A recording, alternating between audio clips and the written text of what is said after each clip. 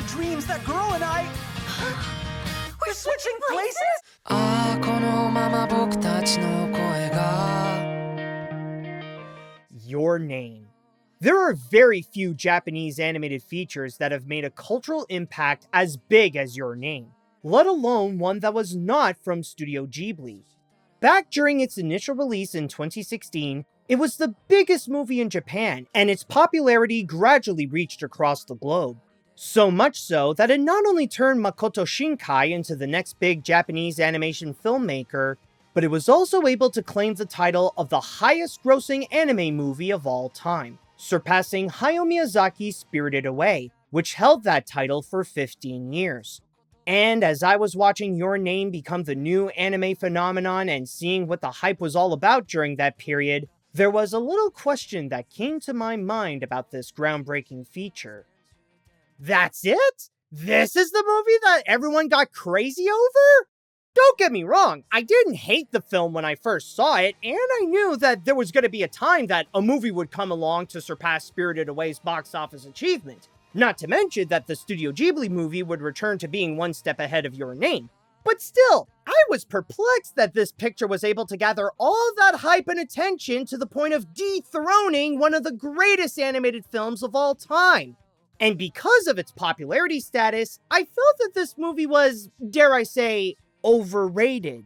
A controversial statement, I know, but that was when Your Name was fresh and new. Now, years later, this review is the opportunity for me to see this movie in a new light. A chance to check if maybe there's something more to this film that I may have missed before that could explain how its fame got so big, even Hollywood wants to make a live-action remake out of it. No, seriously, they unironically want to do that, so brace yourselves. So now that we'll be looking upon the most beloved love story that features swapping bodies, is Your Name worth being called one of the biggest names in anime? Or will I be giving more love to the comet? Let's find out. The story. I'll hand it to the picture that it does have a well thought out idea for its narrative with a prominent 3-act structure, all to present a strange phenomenon that the two teenage leads experienced. The acts each have a different tone, but the central theme does tie all this together to make this feel like one big story. As the movie begins, we see the teenagers trying to figure out what's going on with the way they periodically swap bodies and, for that moment, live a completely different life than their own, putting them in a Freaky Friday scenario with its own set of quirky moments. You sure do like your own boobies. Time to go! Get ready! It also does have that a lot, so you'll have to get used to it. This puts the film off to a nice start, especially when it shows off one of its biggest strengths with the world building. It doesn't just establish some familiarity with Taki and Mitsuha, but also take the time to let the viewers immerse in their environments, where the boy lives a bustling life in the middle of Tokyo, while the girl is in a small town called Itomori, longing for something more exciting than carrying on old traditions and rituals. I'll admit that it's around those times that feature some of my favorite parts of the film, where the characters try to understand the current situation of what's around them and take the time to have some slice-of-life moments where they live their day and, in a way, understand one another. Whether it's water, rice, or sake, when something becomes a part of a person, it's a union. It joins their soul. But then the swaps suddenly stop, transitioning to the next act that focuses more on Taki figuring out why. This is where things get more serious, as he travels around Japan with the goal of meeting Mitsuha face to face, but then discovers what ultimately happened to her, thus making his mission a lot more complicated than it first seems. Itomori was... Itomori. Wait, That's where... isn't that the area where that comet... Finally, in the third act, now with the knowledge of what happened at hand, and without spoiling too much, it levels up its intensity where they try to set things right and hatch a whole plan to save the day during the Autumn Festival on Mitsuha's side, making the pace go faster and even sprinkling in a bit of action.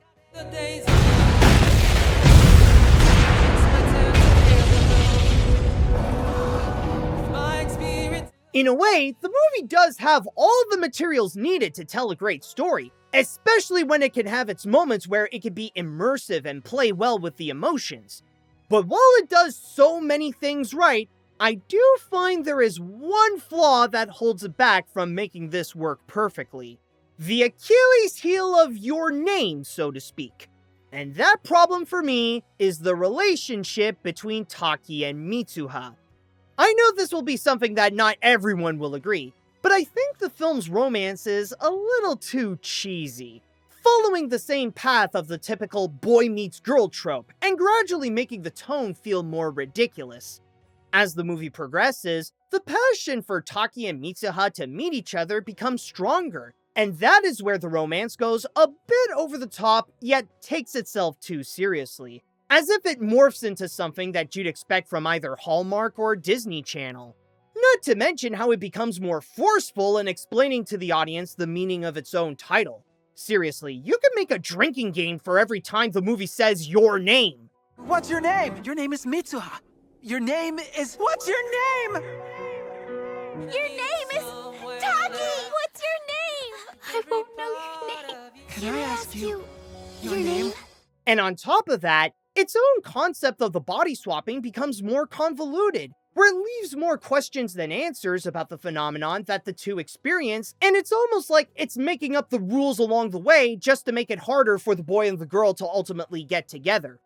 As much as it's part of the core of the picture, I feel like this could have been better without the romance so that it could focus more on better explaining its concepts and be more about what's around them than their need to see each other. Again, I know there are some who can get into that style of romance, but this one just doesn't work for me, and I'll admit that this aspect does take me away a bit from my experience. The story does have some strong elements that do work, but let's just say that I'm not in love with its romance. The animation. If there's one thing I do agree with the fans, it's that Your Name does have some beautiful animation. I'll even say that it's the best aspect of the feature. This may sound a little silly to say, but there's something about Your Name, along with some of the other works by Makoto Shinkai and the team at Comics Wave Films, that features some of the most realistic visuals in an animated film, let alone one that uses 2D animation. A good example of what I mean is from the backgrounds. This is the kind of backdrops that are so busy, so messy, and filled with so many nuanced details that there's something about them that feels familiar. You could tell that the places have their own history and the kind of people that were there, often featuring rooms that are heavily decorated and sometimes not very organized. The same can be said about Tokyo, where it has that same sense of being cluttered, where the city is covered with ads and signs accompanying the skyscrapers.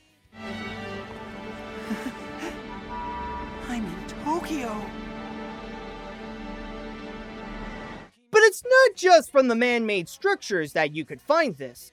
Nature can also share those same qualities, where the trees and the plains have their own detail to make their backgrounds look alive. The reason why I said that this is realistic is because it's able to capture what real life looks like. They're admirable to look at, not because of the amount of work put onto them, but because of how they convey that sense of familiarity to show that the way the characters live is exactly like how we do, and that the movie is set in a universe that is very much like our own. It's like you may come across those characters if you actually go visit Tokyo. But along with the story taking the time to see the places in action, the animation is a key factor in the film's immersion of its environment. This is where it is, the sacred relic of Miyamizu Shrine. I'd also like to add that it does have a brighter use of colors.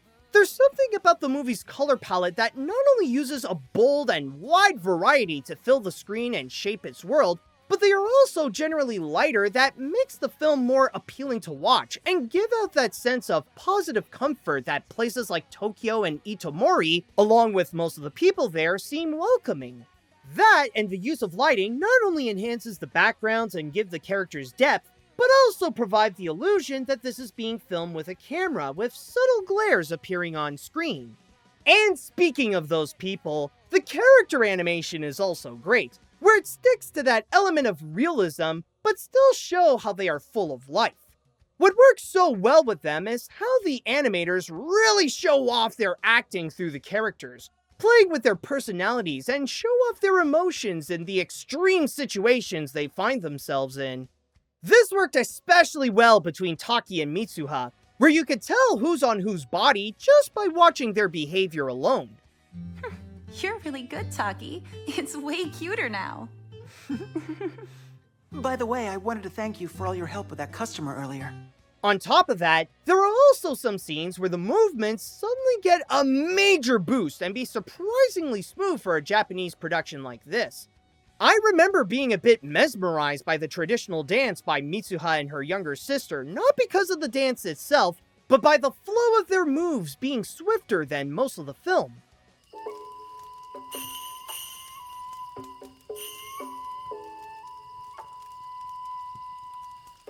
The movie promises some beautiful sights to see, like the comet and some of the natural areas of Itomori, but the entire movie itself is a true sight to behold. If there's one thing that is worth all the praise for Your Name, it's undeniably the animation. The characters.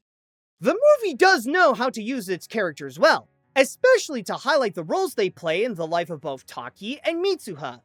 But like with the story, it's the lead's love that's giving the film issues instead of power. Another part of what makes the backgrounds feel alive is the people in there, and the cast featured here do add some spice to the two main characters. On Taki's side, there's his two friends, Tusaka and Shinta, and his crush Miki, who all look out for the guy and knows that there is a new girl in his life. Even if they don't know who she is, they are willing to help out in trying to find her and figure out why she is so important to him. You've got everyone worried about you. Huh? We can't ignore this. What if somebody's trying to pull one over on you? Like catfish? As for Mitsuha's side, there are a bit more prominent characters featured, like her two friends, Tessie and Sayaka, her boisterous younger sister Yotsuha, and her grandmother Hitoha, who teaches the sisters about the family's traditions and the history that she's training them to uphold. She's also the only character outside of the leads who knows about the body swapping phenomenon, but I will say that she should have explained a bit more of what she knows, because honestly, it doesn't answer enough questions. When I was a young girl, I had some pretty strange dreams myself. As nice as they are, and add their own personality to help distinct the two sides, what this movie truly is about is the names I've said quite often here, Taki and Mitsuha. By the way, this is a good time to mention that the first time I watched it, I saw the Japanese sub. That's why for this review, I switched it around and watched the English dub, which I find the work done by the actors is pretty good. But the two standout performers are the ones who play the leads, Michael Sinterniklaas and Stephanie Sheh, whom they both have to simultaneously play Taki and Mitsuha so that their performances also indicate who's inside their respective bodies. You know, guys just want to have fun. Every day's a festival when you're living in Tokyo. Yeah, I kind of feel like maybe I've been barking up the wrong tree this whole time. The haircut? Looked better before, huh? Now that you mention it, I do feel like I've been having weird dreams lately. I could dream about someone else's life. As for their personalities, it is enjoyable to see how they try to adapt to their new gender and their new environment, as well as not trying to gather attention towards them if they act different than how they're supposed to behave. Like I said, it's similar to how that was played in Freaky Friday, where it gives the film a bit of humor to get the viewer engaged with some lightheartedness. Plus, you had the worst case of bedhead, and you didn't have your ribbon on either. What? But then comes the problem of their relationship, where their need to see one another blooms into a romance story. Again, this is where the film kind of lost me, and everything that it built before suddenly becomes another boy meets girl plotline with a surrealistic twist. And where that uniqueness feels like it was dropped within the story, the same can be said with the protagonist. They're no longer two people caught in the middle of a phenomenon and become the generic lovers that are destined to be together, and are willing to alter the universe to make that happen. I'm not saying that I hate them because of this, and there their better parts are still worth noting, but the need to include this romance feels like the film had to sacrifice some of its substance just so it could find a way to fit this weaker element in. But it was just the one time. Just the one time? How many times is it the issue? Sorry. Again, I think this is a good group of characters, and even the protagonists do have their charm. But it's the need to turn them into lovers that take away some of their potential and make them end up feeling less memorable than how they started. The characters are good, but they're not great.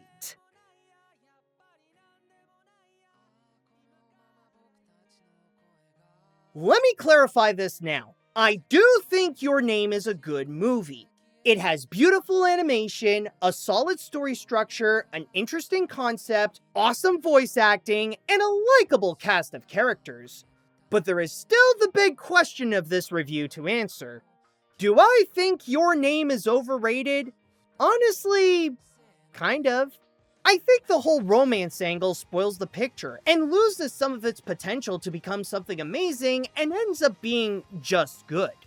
Would I recommend people to watch this? Absolutely! It's definitely worth checking out to see what the commotion is all about, and even if I don't view it highly, I know there is an audience out there who loves eating up this kind of cheesy romance, and will adore it more than I do.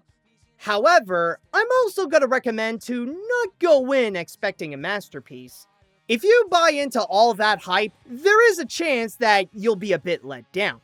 But hey, if my take wasn't too hot for you, then how about giving this review a like and come subscribe to my channel? I have plenty of reviews in store that will feature some takes that are outside the norm. Now, when I say this is overrated, I'm not putting down this feature or to make it look far worse than it actually is. As much as it is very well done, I don't think it's worth putting up on such a high pedestal on par with the works of Hayao Miyazaki. Your Name is good, but for me, it's not worthy of breaking Spirited Away's record good.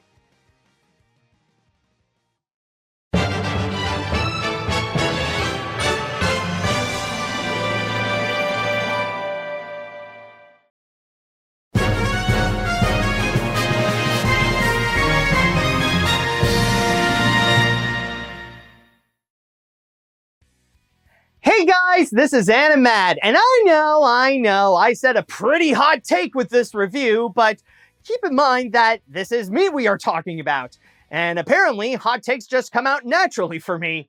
But anyways, let's get back into the subject of Your Name, and you have heard me say this throughout this entire review that I do think this movie is good, and I do like Your Name.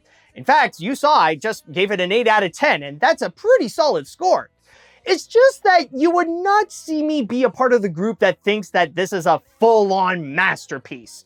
In fact, to go even further with my thoughts on Your Name, I actually personally prefer the later works of Makoto Shinkai. For example, I actually really like Weathering With You. So far, I would say that's my favorite Makoto Shinkai movie.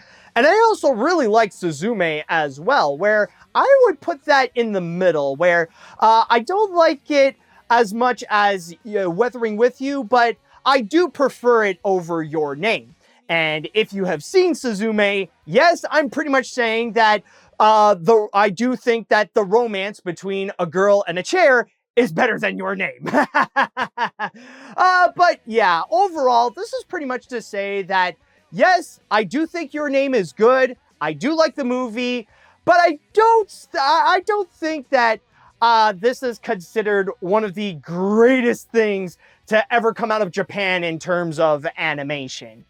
But anyways, now that we are done with Your Name, now that we are finished with that movie, it is now time that we shall go and move on to a Patreon request. And this time around, I'll be looking into a request made by Tom Jackson. So I'd like to go and start things off by saying that if you would like to be like Tom and you would like to go and support my work and get some amazing rewards, including but not limited to seeing my videos before anyone else, then all you have to do is go to patreon.com/animat.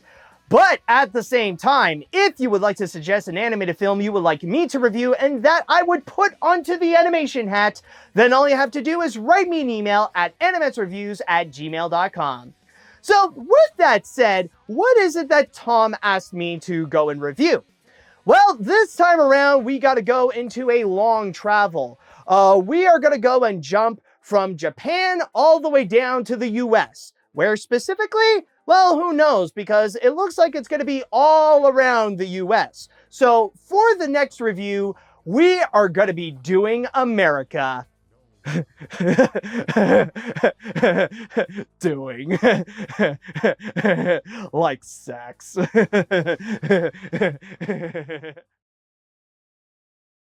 a jackass.